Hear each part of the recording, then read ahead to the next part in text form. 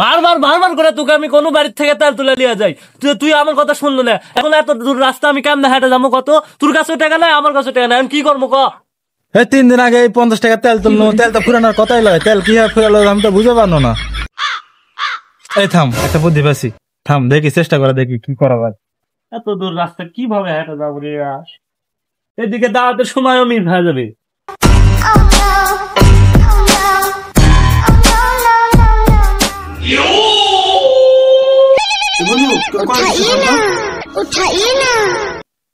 Hello, আসসালামু আলাইকুম। ওয়ালাইকুম সালাম, ওয়ালাইকুম সালাম।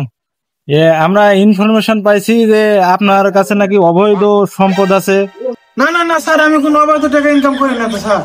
টাকা পয়সা আছে, সোনা দানা আছে, অনেক টাকা আছে। না না না, সোনা দানা গহনা পাতি কিছু নেই স্যার। আর কে বলছিলেন স্যার আপনি? আমি কি এখনো চিনতে পারেননি? আমি ইনকাম ট্যাক্স অফিস থেকে বলছিলাম। ও ইনকাম ট্যাক্স অফিসার? আপনার ব্যালেন্সটা চেক করে দেখেন তো, আপনার ব্যালেন্সে কত টাকা আছে চেক করে দেখেন। আচ্ছা আচ্ছা স্যার, আমি ব্যালেন্স চেক করে এখনই জানাচ্ছি স্যার, দাঁড়ান। ঠিক আছে স্যার, ঠিক আছে। বন্ধু, ইনকাম ট্যাক্স অফিসার থেকে ফোন দিয়েছে, বুঝে আসছো? আমার নাকি প্রচুর টাকার সম্পদ আছে, প্রচুর অবৈধ বলে আমি ইনকাম করি, মোবাইলে তেয়া করেছে। দেখি তো বন্ধু, চেক করে দেখি তো অ্যাকাউন্ট। দেখ তাতে দেখ।